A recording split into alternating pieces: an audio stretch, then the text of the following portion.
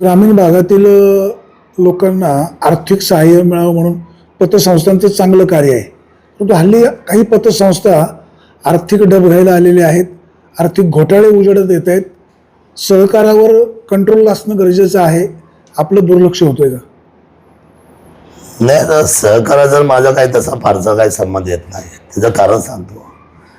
या संस्थेला स्वतंत्र अशी एक कक्ष आहे जिथं त्याचं नियोजन नियंत्रण सगळं DDR पाहिलं. DDRचं काम आहे की हे वेळोच्या वेळी सगळं चेक करणं. दर वर्षाला त्यांचं ऑडिट होतं आणि त्यातली पारदर्शकता यावं म्हणून सगळ्या संस्थेच्या बाबतीमध्ये त्यांची एक सहकार संस्था फेडरेशन पण आहे आपल्याकडं. मी त्यांच्याशी एक बैठक बोलून त्यांना मी सांगेल की बाबा हे गंभीर आहे.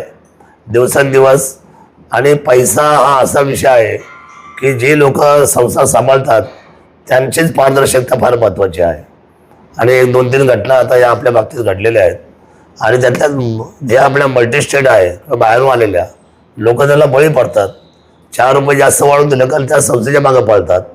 तर माझी विनंती राहील तमाम मायबाप जनतेला की आपल्याला ज्याची खात्री वाटते, जी जुना आहे अशा लोकांबरोबर काम करा. जे लोक आपल्याला जास्त भाव द्यायच्या, जास्त टक्केवारी द्यायच्या मागणी पडतात अशा माणसाच्या पाठीमागे जाऊ नये. आणि मी या संबंधित खात्याशी पत्रव्यवहार सुद्धा करेल. आणि आपल्याकडं फेडरेशन फार मोठं आहे आपल्या तालुक्यामध्ये.